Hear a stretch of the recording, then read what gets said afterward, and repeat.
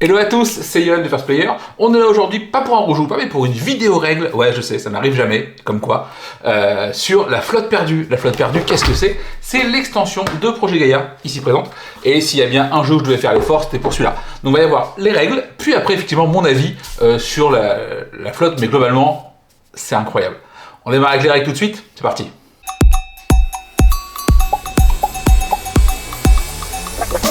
Alors, globalement, qu'est-ce qu'on trouve dans la flotte perdue? Il y a essentiellement deux modules. On va avoir d'un côté les différents peuples, et de l'autre, on va avoir évidemment les flottes perdues. Et évidemment, pour aller avec tout ça, toute une chier de jetons qui serviront à setup les deux éléments. A noter qu'on trouvera également quelques équilibrages pour les factions précédentes de la boîte de base, ça c'est plutôt une bonne nouvelle. Et à côté de ça, donc maintenant on va expliquer d'un côté ce que font les 4 nouveaux peuples, comment elles fonctionnent, ce qui marche et ce qu'elles apportent, et à côté de ça, voir ce que fait la flotte perdue, qui peut, elle, parfaitement se jouer sans jamais avoir besoin de nouveaux peuples. Voilà, c'est parti.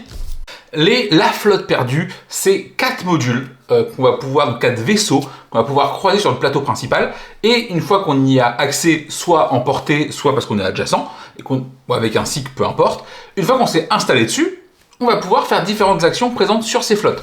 Je m'explique, pour pouvoir se poser sur une flotte, il faut dépenser 5 points de victoire, ce qui n'est pas toujours simple sur ce moment de la partie. Et surtout, à côté de ça, une fois qu'on y est, on a accès à plein d'éléments.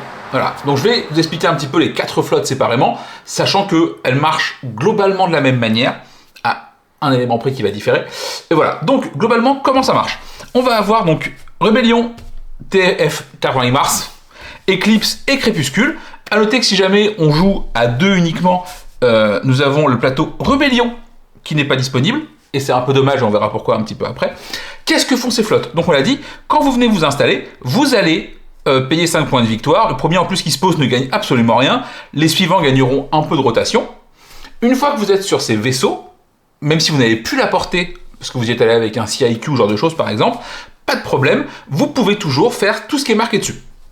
Et toutes les flottes, marchent de la même manière. 3 d'entre elles ont ici une alliance que vous pourrez récupérer quand vous devez en gagner une. Elles ont également une tuile techno qui, quand vous devez en gagner une, vous pouvez prendre celle-ci et vous monter sur n'importe laquelle des 6 pistes de base. Et surtout, elles ont des actions, des nouvelles actions. Toujours une action qui va se payer en CIQ. Vous allez reconnaître un petit peu celle du jeu de base. Vous avez également une action qui se paye en puissance, et souvent en minerai en plus ou en science. Et enfin, on a une action qui va se payer en or ou en science, propre à chaque plateau. Et qui n'ont pas jusqu'à maintenant d'équivalent dans le jeu de base. Voilà. Donc, rapidement, qu'est-ce que fait Terraforming Mars? Je pense pas que ce soit son nom, mais il s'appelle TF Mars, du coup, on va l'appeler comme ça. Ok, commençons avec le plateau TF Mars. Donc, comment ça va se passer? Petit 1, vous allez pouvoir, pour 2 CIQ, gagner 2 points, plus 1 point par tuile techno déjà récupérée. C'est plutôt fort, mais en début de partie, vous ne le ferez quasiment jamais, c'est beaucoup trop cher. Vous allez avoir donc cette nouvelle action qui est assez cool, qui se paye en or, et donc pour 3 or, vous pouvez gagner un niveau de terraformation. C'est vraiment très solide. Ça fait que vos mines vous coûtent 5 or et un minerai sur n'importe quelle planète proche de vous, ce qui est très très cool. Et enfin, vous avez cette nouvelle action-là, qui est assez chouette, qui va permettre, pour uniquement 2 jetons de puissance, de Gaïa-former une planète violette tout de suite, et de la rendre verte dans le tour où vous le faites. Ce qui en principe n'est jamais possible. Et en plus de ça, vous n'avez pas besoin de remettre les 6 jetons au début en zone Gaïa. Ce qui vous donne vraiment un vrai accélérateur, et tu as pas mal de peuples qui vont en bénéficier de manière assez drastique. Et ça, c'est assez cool. A noter, comme on l'a dit, qu'il y a toujours sur ces plateaux-là une alliance et une tuile techno qui seront différentes à chaque partie et que vous pourrez récupérer si jamais vous êtes dans ce vaisseau-là. On attaque maintenant le plateau Éclipse. Donc Éclipse, vous allez retrouver l'action de base qui est assez classique, où pour 2 CIQ, vous allez gagner des points par rapport au nombre de planètes différentes que vous avez colonisées. Évidemment, vu qu'il y a plus de planètes avec l'extension, puisqu'on rajoute les planètes protoformées et les astéroïdes, du coup il y a plus de points potentiels. C'est plutôt chouette. Plus qu'on parle d'astéroïdes, on a l'action qui coûte 6 or et qui va vous permettre de vous installer sur un astéroïde. Sinon, à part ça, c'est une tannée. J'y reviendrai un petit peu après. Et enfin, on a une action où pour 3 de puissance et 2 de science, vous pouvez gagner un échelon en technologie. C'est cool, mais c'est pas si fort que ça en pratique, parce qu'en fait, pour 4 charges au lieu de 3, vous avez 2 de science. Et ce qui ferait du coup 4 de science pour gagner un échelon aussi. Ça permet parfois de gagner un petit peu de tempo, de pouvoir accélérer, mais clairement, c'est pas cette action-là qui va faire que vous allez aller ou pas sur Eclipse. Alors que vraiment, les 6 ors, Ça, c'est plutôt cool. À noter que, comme pour les autres plateaux, vous avez une alliance et une tuile techno dédiée. Troisième plateau, Rébellion, qui est d'ailleurs le plateau qui n'est pas joué à 2 joueurs, et on va vite comprendre pourquoi. Donc, vous retrouvez cette action-là, qui coûtait à l'époque, dans le jeu de base, 4 CIQ, elle n'en coûte plus que 3. C'est pour aller chercher une tuile technologie. C'est excessivement fort, et la réduction de prix change complètement la donne. Dans le jeu de base, c'était parfois utilisé, mais c'était assez rare. Là, c'est vraiment un must-go, parce que c'est vraiment cool, c'est très solide, ça accélère pas mal le jeu. Et la légende raconte que nos amis asiatiques ont déjà en train de bosser sur des strats un petit peu énervés. Avec ça, donc ça c'est plutôt cool. Vous allez avoir pour 2 de science une action qui vous fait gagner 2 ors et un SIC. Ça tombe bien, vu que les CIQ on en a besoin sur cette action-là, c'est plutôt bien foutu. Et une action qui, un petit peu comme l'autre, peut faire penser que c'est pas si bien, vu que vous avez payé 3 de puissance et un minerai pour transformer votre mine en comptoir. Donc la remise de prix n'est pas incroyable. Par contre, et c'est là où c'est intéressant, c'est que si jamais vous n'avez pas de voisin et que vous devez payer 6 ors pour le poser au lieu de 3, vous n'avez pas ce surcoût. Et donc, ça permet de pouvoir jouer plus loin des gens et de rester un peu dans son coin si jamais il y a besoin. À noter qu'en plus, si jamais les joueurs veulent pas vous donner de puissance facilement et en restant loin de vous, et du coup en faisant surpayer un petit peu vos comptoirs, avec ça, ça permet un petit peu de contrer ce problème-là, ce qui est assez chouette. Et du coup, c'est pour ça, à mon sens, qu'il n'est pas joué à 2, parce qu'à 2, tu veux que ça crée un peu de contact. Sinon, vraiment, les 2 joueurs jouent chacun dans leur coin, et cette tuile le permet complètement, vu qu'il n'y aura même pas le malus de gold à payer plus cher. Et vraiment, encore une fois, 3 CIQ pour une tuile techno, c'est très fort. Le SIC en moins par rapport au jeu de base est assez colossal. Voilà. Évidemment, vous l'avez vu, là aussi, il y aura à chaque partie une alliance différente et une tuile techno aussi différente. Le crépuscule, c'est un petit peu le vaisseau qui est le plus différent des 3 autres, parce qu'en fait, il n'y a pas de tuile techno à récupérer. Il y aura aussi une alliance. Hop, d'ailleurs, j'en pose une ici. Comment ça marche? Vous avez donc pareil la même action que dans le jeu de base, où pour 3 CIQ, vous allez pouvoir réactiver, enfin refaire les points et refaire l'effet d'une alliance. Ça, c'est plutôt cool. Vous avez pour 1 de science 3 de portée, ce qui est assez confortable. Et souvent, on a toujours un point de science qui traîne quand on n'a pas toujours optimisé. Et bien du coup, 3 de portée, c'est pas négligeable. C'est plus qu'un CIQ, donc ça c'est cool. Et enfin, vous allez pouvoir, pour 3 de puissance et 2 minerais, mettre un labo. C'est plutôt cool, c'est assez économique par rapport aux autres tuiles du même effet, et ça c'est plutôt chouette. L'autre option de ce plateau, du crépuscule, c'est que vous allez pouvoir récupérer des tuiles artefacts, qui coûtent un petit peu cher, vu qu'elles vous coûtent 6 jetons, du bol 1, 2 ou 3, peu importe, 6 jetons puissance, pour récupérer une des tuiles. Ces tuiles sont soit très souvent du scoring, soit un petit effet, soit parfois, comme l'indique ici la tuile, un revenu. 6 jetons, c'est pas négligeable. À noter que certains peuples ont un surcoût pour pouvoir venir se poser sur les plateaux, et ce qui fait que ça va engendrer encore un peu plus de pertes.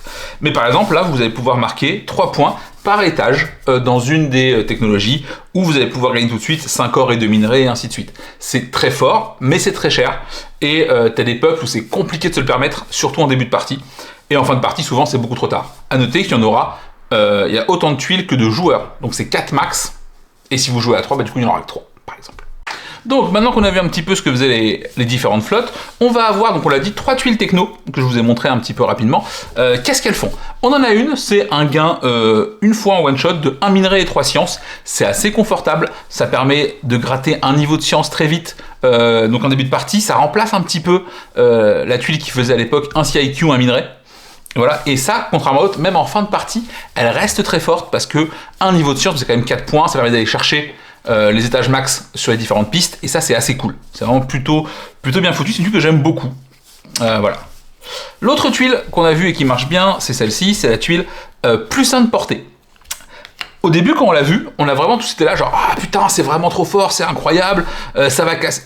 En vrai, la tuile est cool, mais vu que le plateau est plus grand, parce qu'il y a plus de tuiles au milieu et aussi sur les extérieurs, et ben ce plus 1 de portée est cool, mais il fait pas tant de diff que ça. Et tu vas quand même très souvent te déplacer autrement que ça. Alors après, c'est une tuile, si jamais tu peux la prendre tôt, c'est confortable, mais elle n'est pas si forte que ça, en pratique. Mais elle reste quand même très confortable, et elle t'enlève pas mal de problèmes. Mais tu peux faire sans aucun problème. Et enfin, la dernière tuile spéciale, c'est celle-ci, qui te permet d'avoir 2 niveaux de terraformation, et de poser une mine gratuitement. Alors si jamais tu veux la poser sur un truc qui coûte plus cher, il faudra payer le surcoût. Mais le jeu t'offre la mine en plus, ce qui est plutôt pas mal. À noter que c'est assez confort pour pas mal de choses. Mais les pubs de l'extension en bénéficient pas tant que ça. Je vais l'expliquer un petit peu pourquoi. Donc ça c'est rigolo parce que du coup tu as une tuile qui vient avec l'extension et tu pourrais te dire ouais pour les nouveaux pubs c'est trop. Et en fait pas tant que ça. Par contre pour les pubs de base c'est très très chouette et pouvoir coloniser à deux gratos et poser une mine gratuitement, ça débloque pas mal de situations et ça c'est plutôt bien foutu. Voilà, ces 3 tuiles techno sont mises au hasard sur les 3 flottes à chaque partie. Évidemment quand vous jouez à deux, vu qu'on retire l'une des flottes, vous n'avez que 2 tuiles sur 3 qui seront disponibles. Bon, maintenant qu'on a vu les différentes flottes, les différents effets, les différentes tuiles, qu'est-ce que font les nouveaux peuples? Ils sont au nombre de 4. Il y en a un bleu, un rose d'un même côté qui marchent un peu pareil. Et à l'inverse, les 2 autres peuples au verso marchent eux un peu pareil également. Donc on va commencer avec les Darkaniens, donc faction rose en l'occurrence, qui comme tous les peuples de l'extension, n'a pas de planète natale. Et donc ça vraiment c'est une tannée, vous allez voir pourquoi. Elle commence avec une seule planète sur un astéroïde, ça c'est quand même plutôt cool, sachant que sur une map du plateau, les astéroïdes sont soit peut-être parfois au centre de la carte, soit toujours à l'extérieur. Ce qui veut dire que le placement de départ est vraiment compliqué et t'as pas trop le choix, parce qu'elle est en bord de plateau quand t'as qu'une seule mine, c'est un peu casse-pipe. Mais voilà, donc ça c'est un peu le truc. À noter que si jamais ils veulent prendre une planète Gaïa, ça leur coûte 2 CIQ et pas 1. Donc autant dire que tu vas pas vraiment, parce que c'est une tannée. Et surtout, on l'a dit, ils n'ont pas de planète natale. Ce qui veut dire que pour eux, toutes les planètes, quelles qu'elles soient, coûtent un niveau de terraformation. C'est une bonne chose. C'est-à-dire qu'il n'y a pas de planète inaccessible, parce que généralement quand ça coûte 3, c'est fini, vous n'y allez pas. Là, c'est pas le cas, vous pouvez toujours vous en sortir pour y aller, sachant que si la tuile booster de manche qui permet de terraformer gratuitement est dispo, c'est très confortable pour ce peuple. A noter que leur pouvoir d'institut planétaire permet, comme tous les autres, de charger de la puissance, mais surtout, dès que vous allez poser votre premier bâtiment sur un nouvel hexagone ou les nouvelles tuiles en bord de plateau, vous gagnerez un minerai et 2 sous. Ce qui est plutôt pas mal. N'oubliez pas, il y a maintenant la nouvelle tuile sur un des vaisseaux qui permet d'aller coloniser, donc de terraformer pour 3 sous. Et donc du coup, vos mines, dans le pire des cas, vous coûtent 5 sous un minerai, et si c'est un nouveau secteur, elle vous rembourse 2 sous et vous fait gagner 1 de science. Donc, le surcoût est pas excessif, sachant que vous démarrez à 2 thunes de plus, parce que vous êtes à 1 sur la piste de revenus. Vraiment, ce peuple est assez, pour le coup, pour moi, c'est le plus facile à jouer de l'extension. Il est assez straightforward, enfin tout droit, parce que vous savez ce que vous allez faire, vous savez comment vous allez le faire. Je pense toutefois que le peuple se joue toujours mieux côté académie pour démarrer, si vous avez des voisins. Parce que vu que vous avez qu'une seule planète au début, vous pouvez être un peu tout seul. À noter que vous avez la chance de la poser après tout le monde. Donc normalement, si vous savez où sont placés les gens, vous pouvez vous mettre à côté. Mais si ça joue un peu vicieux et que ça connaît un peu le truc, il y a moyen que vous soyez un peu tout seul et là ça va être assez compliqué.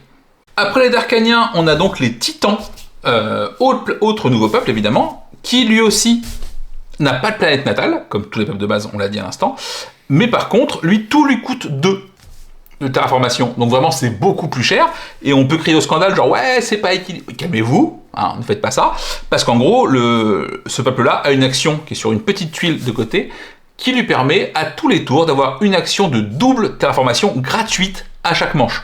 Donc ta première mine que tu poses à chaque tour est gratuite où tu veux. Enfin gratuite, tu payes le coût de la mine évidemment. Ce que n'a pas les Darkaniens. Les Darkaniens, il faut toujours qu'ils terraforment et ils n'ont pas d'outils propres à eux pour ça. Là, tu sais que tu as une mine par tour que tu pourras poser à tarif normal. Une mine, c'est pas assez. Clairement, et si tu veux te développer, il faudra plus que ça. Mais au moins, le jeu te file cet outil-là. Donc ça, c'est plutôt cool. À noter qu'on démarre sur une planète proto-formée. Il y en a encore moins que des astéroïdes. Et pareil, tu en as une au centre, si ça se passe bien, et le reste, bord de plateau. Donc c'est un peu une tannée. À côté de ça, on va avoir 2 choses remarquables. Petit 1, vous démarrez avec 8 jetons et pas 6 dans vos bols. Parce que si vous faites votre institut planétaire, vous pouvez charger 6 à chaque manche. 6, ça tombe bien, c'est globalement ce que va vous coûter une double terraformation, parce que ça coûte 5 en action. Et je pense que c'est là pour ça. Et une fois que vous faites votre institut planétaire, vous avez le droit de récupérer gratuitement une tuile techno. C'est bien. C'est bien, mais du coup, tu as quand même très envie de plutôt faire un départ classique Académie plus labo, parce que ça fait 2 tuiles et pas une seule. C'est plus cher, évidemment. Et c'est pas dit qu'on puisse le faire en début de partie, parce que, encore une fois, on n'a qu'une seule planète, les charges sont pas évidentes, ça va être un peu une galère. Mais voilà. Le peuple, à part ça, est assez classique. Lui aussi, comme Darkanien, ça lui coûte 2 CIQ de venir sur une planète Gaïa. Donc pareil, là aussi, t'y vas pas. Mais de la même manière, c'est des peuples qui vont vouloir jouer souvent sur la Gaïa formation, parce que par contre, il n'y a pas de surcoût si jamais vous l'avez Gaïa Farm vous-même. Et ça fait une vraie diff. Voilà. Je pense que c'est le peuple qui se rapproche le plus d'un feeling peuple standard de la boîte d'origine. Donc c'est peut-être celui qui est, d'ailleurs pour ceux qui ont joué Terra Mystica, on retrouve un petit peu le même fonctionnement sur un peuple là-bas aussi. Donc voilà, c'est peut-être le moins original, mais du coup celui qui perturbe le moins les joueurs. Et celui que pour l'instant, dans le groupe de joueurs, les joueurs préfèrent jouer parce que c'est du changement dans la continuité. Voilà, c'est plutôt cool. Les Moïdes, les peuples bleus au dos des titans, peuple assez classique. Si ce n'est que celui-ci... Alors non, c'est faux, j'ai des conneries. Pas classique du tout. Pourquoi j'ai dit ça d'ailleurs? Ça n'a pas de sens. Vous démarrez à 1 sur le niveau de Gaïa Formation, vous avez déjà 1 de base, et vous démarrez sur un vaisseau. En termes de terraformation, vous allez avoir un truc un peu particulier qui marche comme pour les briconautes, l'autre peuple rose, qui est que les planètes de vos adversaires sur la table vous coûteront toujours 3 étapes. Si jamais vous n'avez pas 3 adversaires qui jouent des planètes de base, vous prenez les planètes un petit peu au pif, il y a un système pour le faire qui est assez bien expliqué dans les règles. Voilà. Donc, et toutes les autres planètes vous coûteront par contre qu'un seul niveau. Donc vraiment, ces peuples les méoïdes et les briconautes, vous dites à vos adversaires, j'irai pas vous faire chier sur vos planètes, et vous êtes assez libre de ce côté-là. C'est un vrai handicap. Il faut le savoir, c'est-à-dire que tu pourras jamais aller contester leur position à eux parce que ça te coûte beaucoup trop cher, surtout en début de partie. Voilà, ça c'est un point important. Et par contre, le vrai point un peu changeant, c'est au niveau de leur institut planétaire. Cette fois-ci, vous récupérez des espèces de petites tuiles comme ça, vous allez pouvoir poser une fois par tour, donc tu as envie de le faire le plus tôt possible pour le faire 6 fois dans la partie. Et cette tuile va permettre de donner plus de valeur à vos bâtiments, quels qu'ils soient. Donc si vous mettez ce jeton autour de votre mine ne vaut plus 1 de puissance pour les alliances et pour gagner de la puissance, mais 3. Et donc si vous le mettez sur un gros bâtiment, ça vaut plus 3, mais ça vaut 5. Donc autant dire qu'on fait très facilement des alliances et on gagne beaucoup de puissance, très vite. Inconvénient, si votre bâtiment vaut 5 et vous gagnez de la puissance, vous perdez 4 points. Donc oui, vous allez charger beaucoup, oui, ça va vous coûter beaucoup de points, et au final, très souvent, vous n'allez pas oser prendre la charge, parce qu'effectivement, ça va très très vite. Et en plus, on l'a vu, se mettre sur une flotte, ça vous coûte des points de victoire. À un moment donné, problème mathématique. Voilà, ça manque des points, et ça va être un peu gênant. Donc voilà, ce peuple est rigolo à jouer. La première que j'ai faite, j'ai pu faire 5 alliances avec, ce qui est quand même très confortable. Et généralement, dans le jeu de base, ça arrive qu'avec les saints ou les en basse. Là, ça s'est fait, alors que vraiment, je jouais le peuple n'importe comment, hein, on va pas se mentir. Mais à côté de ça, j'ai l'impression que ça fait pas grand-chose, parce qu'en fait, tu as quand même 3 planètes où tu peux pas aller, à cause du coût de formation, de terraformation. Et je trouve ça un peu mou, comme peuple, vu qu'en plus, tu as envie de faire un départ institut planétaire pour débloquer très vite ça sur ton plateau. Du coup, t'as pas de science, du coup, t'as pas de tuiles, du coup, tu manques un peu de revenus. Voilà, ça, c'est un peu mon ressenti là-dessus. Ça demande à être creusé parce que, pour le coup, c'est assez original. Mais si j'ai envie de jouer un peuple full alliance, pour le moment, je pense que je préférerais toujours les en basse. Dernier peuple, les briconautes, qui marchent de la même manière que les méoïdes pour la terraformation, ce qui veut dire que vos adversaires directs, leur planète vous coûte 3 niveaux et 1 niveau pour tous les autres. Ça vous coûte également 2 SIC, 2 CIQ pour aller sur une planète Gaïa, donc c'est vraiment une tannée. Et vous démarrez avec 1 en science. L'autre particularité, c'est que comme les saints, vous allez commencer avec votre institut planétaire déjà sur le plateau. Ce qui est plutôt une bonne chose. Qu'est-ce que ça fait comme effet? Vous avez 6 tuiles, 3 pour les manches 1, 2, 3 et 3 pour les manches 4, 5, 6. Vous allez pouvoir choisir laquelle vous voulez à chaque manche et ça vous donnera une nouvelle action propre à vous. Et ces actions sont plutôt fortes. Manche 1, 2, 3, vous allez pouvoir gagner 1 CIQ, faire une terraformation gratuite ou charger 4. Mais par contre, surtout en fin de partie, vous allez pouvoir gagner 3 de science, 2 CIQ ou 3 niveaux de terraformation, ce qui est vraiment très confortable. Est-ce que c'est fort pour autant? Je suis pas sûr. Vraiment, ce problème de surcoût pour les planètes à terraformer et le fait que tu n'aies pas de planète natale pas chère où t'installer, et en plus le jeu te prive un petit peu des planètes vertes parce qu'elles te coûtent 2 CIQ et pas 1, fait que en début de partie, c'est vraiment compliqué de se mettre en marche. Du coup, tu ne développes pas trop et j'ai l'impression que tu es un peu à la traîne tout le temps. Voilà, c'est un peu le feeling qu'on a eu sur les nouveaux peuples. D'ailleurs, dès qu'on jouait contre un joueur qui connaissait bien sa faction de la boîte de base, on se faisait défoncer. Et d'ailleurs, j'ai mis des pilets aussi avec des taclons, parce que du coup, tu joues vraiment avec les flottes sans te préoccuper de comment tu gères tes nouvelles factions, machin et tout. Maintenant, encore une fois, on a très peu de recul sur elles, et ça, on fera une tier list de ces factions-là dans peut-être 6 mois, quand on aura fait 100 parties de plus, et pour pouvoir pas dire trop de conneries à ce niveau-là. Voilà. Pour l'instant, vous savez un peu comment ça marche, vous savez quelles sont leurs particularités, comment elles fonctionnent au niveau des règles, et voilà. Quels sont les autres changements un petit peu qui restent au niveau du jeu? Vous allez avoir une nouvelle tuile techno spéciale qui va être disponible uniquement si vous avez atteint 25 points ou avoir posé vos 3 navettes dans les 3 vaisseaux différents. Ça, c'est plutôt pas mal. Elle se récupère comme n'importe quelle autre tuile, sauf que tuile techno avancée, évidemment, donc il faudra une clé d'alliance pour la récupérer. Mais par contre, il n'y a pas de piste particulière où il faudra avancer. C'est assez rigolo. Et parfois, ça peut être une vraie course d'arriver aux 25 points si jamais c'est ce truc-là qui est pris, parce qu'en fait, la petite tuile est recto verso. Donc, soit vous avez 3 navettes, soit vous avez les 25 points. Donc voilà. Et à côté de ça, il n'y a plus les actions CIQ de base sur le plateau principal, vu qu'elles ont été déportées sur les 3 navettes, sur les 3 flottes perdues. Donc voilà, ça c'est les principaux changements. À noter qu'il y a également des nouvelles tuiles booster de manche et des nouveaux scoring de fin de partie, des nouveaux scoring de manche et des nouvelles tuiles techno avancées. Ça c'est plutôt cool, et vous, par contre, vous ne pouvez pas les jouer sans l'extension complète, parce qu'en fait elle marche sur des mécaniques particulières. Et voilà, là vous avez globalement une vue à peu près globale des règles de l'extension, de ce que ça apporte, de comment ça marche. Voilà, donc si vous avez des questions, n'hésitez pas en commentaire à les poser, je voudrais y répondre avec plaisir si jamais j'ai la réponse. J'espère que la vidéo règle était assez claire, parce que c'est pas un truc que je fais souvent, voire même jamais, donc voilà. Je pense que j'ai tout dit, mais n'hésitez pas aussi. Et maintenant je propose qu'on attaque un petit peu la review de l'extension, ce que j'en pense, comment ça marche et ce que ça apporte. Bon alors, la flotte perdue, qu'est-ce qu'on en pense? Eh ben on en pense que c'est de la balle. C'est-à-dire qu'on a déjà fait 4-5 parties avec. Vraiment, c'est trop bien. C'est trop bien. Les flottes perdues marchent de manière absolument nickel à ce niveau-là. En plus, elles apportent pas mal de nouvelles options que tu n'avais pas forcément avant, et des problématiques que tu n'avais pas non plus. Par exemple, au début, tu prends forcément toute la puissance qu'on te file dans le jeu, parce que c'est cool, t'en fais des choses, machin et tout, et tu t'en fous des points de victoire que tu perds. Sauf que aller sur une flotte, ça te coûte 5 points de victoire. Et ben si jamais tu arrives genre à 4 points de victoire sur tes 10 de démarrage, et ben tu peux plus aller sur une flotte. Et du coup, ça va créer des nouveaux dilemmes à ce niveau-là, en mode, est-ce que je prends la puissance en début de partie, est-ce que je garde mes points, est-ce que je vais tenter de faire des points plus vite pour pouvoir aller sur les flottes, parce que la flotte te débloque pas mal d'actions. Et ça, c'est un dilemme que tu n'avais pas du tout dans le jeu de base. Voilà, au début, vraiment, tu prends la puissance comme un vrai demeuré, tu sais que ce sera utile, et c'est ok.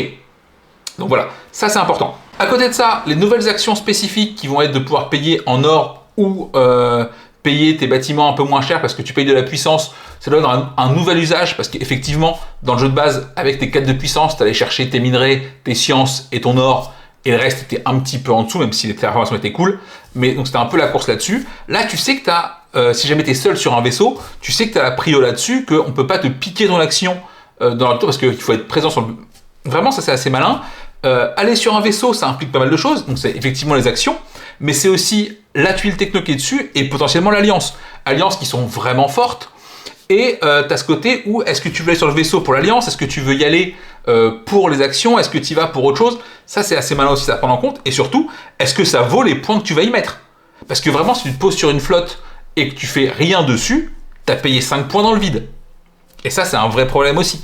Voilà. Les tuiles artefacts du vaisseau Crépuscule sont elles aussi vraiment très chouettes, coûtent très cher, et en même temps, elles apportent des bonus monstrueux, et souvent c'est des scorings sur ce que tu as fait dans la partie, donc un petit peu comme des tuiles techno avancées, qui te coûtent du coup 6 jetons, et tu as vraiment ce dilemme de te dire, est-ce que j'attends de plus avoir besoin de mes jetons, d'être en fin de partie, et je les claque parce que je m'en fous, et je maximise les points, mais tu peux vraiment te la faire souffler par quelqu'un, parce que pour le coup, elles sont visibles, c'est facile d'y avoir accès.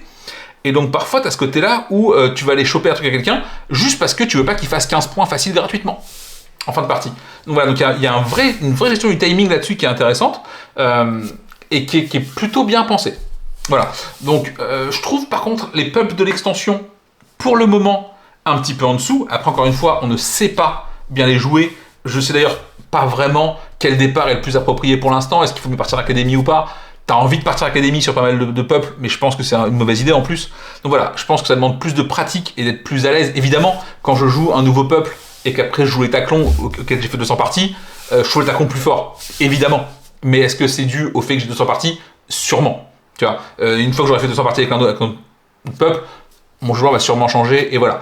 Mais en tout cas, pour le moment, je les trouve toujours en dessous des peuples de base, et je trouve leur gameplay pas assez amusant pour... Enfin, si, alors, au début, on les prend forcément parce qu'on veut voir ce qu'il y a dedans un peu, machin. Les méoïdes, c'est rigolo un peu, les bricolotes, ça marche rigolamment aussi, mais je pense que passer la découverte, c'est pas des peuples que je vais sortir souvent, parce que leur contrainte de départ d'avoir une seule planète, enfin une seule mine au début, et pas de planète facilement chopable, c'est vraiment compliqué, et je pense que tu peux te faire punir très facilement par des bons joueurs.